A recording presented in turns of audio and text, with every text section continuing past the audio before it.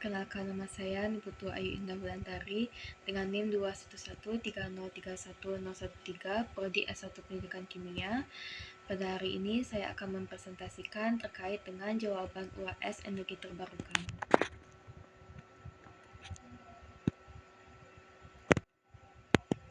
Baik, untuk jawaban nomor 1 yaitu terkait dengan komponen teknologi energi surya.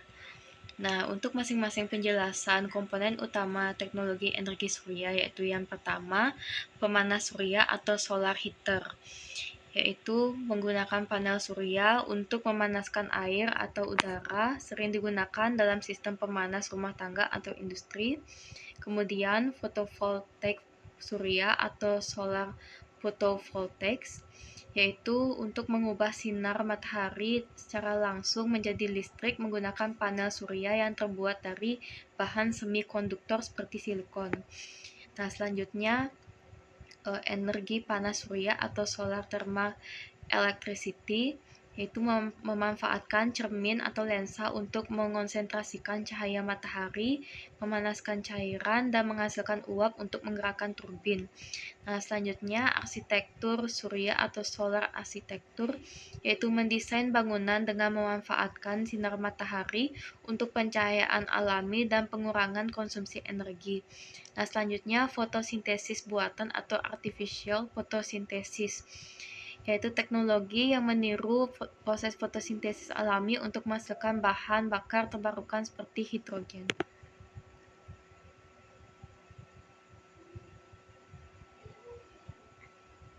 Nah, selanjutnya untuk jawaban nomor 2 yang mana sesuai dengan artikel pada soal, yaitu terkait penemuan energi pasang surut.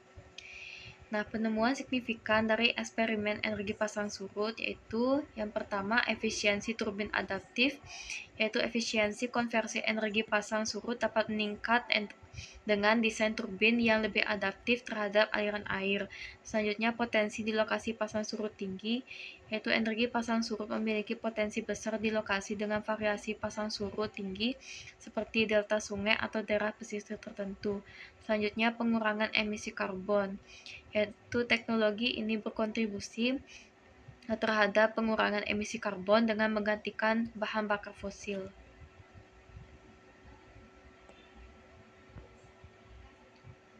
Nah, kemudian jawaban soal nomor 3, yaitu alasan biaya produksi biodiesel tinggi di Indonesia. Nah, mengapa biaya produksi biodiesel di Indonesia itu tinggi? Yang pertama yaitu bahan baku yang mahal, yaitu minyak nabati seperti minyak sawit memiliki harga yang tinggi karena bersaing dengan industri makanan. Nah, selanjutnya proses transesterifikasi yang rumit, yang mana proses ini membutuhkan katalis kimia, energi tinggi, dan juga pemurnian tambahan yang dengan jumlah yang cukup banyak.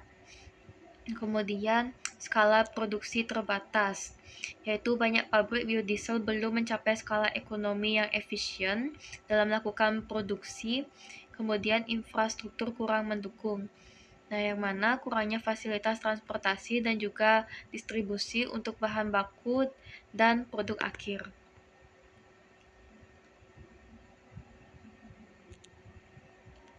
Nah, kemudian jawaban soal nomor 4 yaitu energi angin sebagai sumber energi listrik.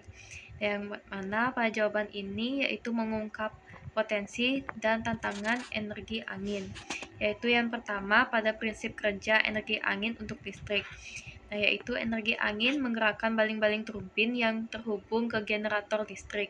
Gerakan mekanik dari turbin dikonversi menjadi energi listrik melalui prinsip induksi elektromagnetik. Kemudian nomor 2, energi angin dari kipas angin. Nah, energi angin dari kipas angin ini tidak dapat digunakan sebagai sumber energi listrik karena hanya mengalirkan energi yang sebelumnya dihasilkan dari sumber listrik. Yaitu yang ketiga, pada kendala energi angin di Indonesia. Nah, jadi untuk beberapa kendalanya yaitu termasuk kecepatan angin rendah di banyak wilayah, kemudian biaya awal tinggi untuk investasi turbin dan infrastruktur, kemudian serta keterbatasan teknologi lokal dalam pengembangan turbin angin. Kemudian yang terakhir yaitu terkait dampak lingkungan dan juga ekosistem. Nah, jadi energi angin ini mengurangi emisi karbon dan ketergantungan pada bahan bakar fosil, namun dapat mengganggu habitat burung, menyebabkan kebisingan dan juga dapat mengubah landscape visual.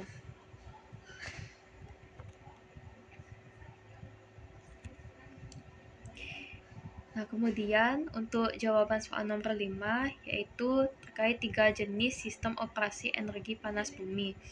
Nah, eksplorasi 3 sistem energi panas bumi yaitu yang pertama, sistem uap kering atau dry system, yaitu memanfaatkan uap panas dari bawah tanah untuk langsung menggerakkan turbin generator.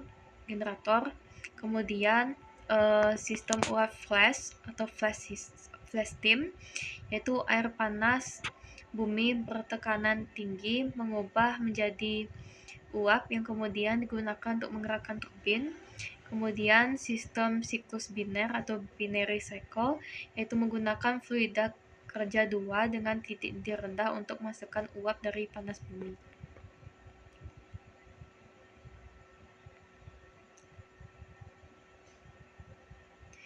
Nah, kemudian yang terakhir yaitu jawaban nomor 6, yaitu terkait prinsip kerja perangkat konversi energi gelombang laut. Yang pertama yaitu pergerakan gelombang. Nah, jadi gelombang laut itu mendorong pelampung atau struktur mekanik lainnya untuk memulai proses konversi energi. Nah, kemudian konversi energi mekanik. Nah, gerakan dari pelampung itu menggerakkan piston atau turbin yang mengubah energi kinetik kemudian menjadi energi mekanik. Yang ketiga yaitu industri elektromagnetik, yaitu energi mekanik yang dihasilkan itu diubah menjadi energi listrik melalui generator. Kemudian yang terakhir yaitu contoh teknologinya, yaitu seperti pada pelampung oscillating water column atau OWC dan pengembangan pelampung atau point absorbent sebagai implementasi teknologi.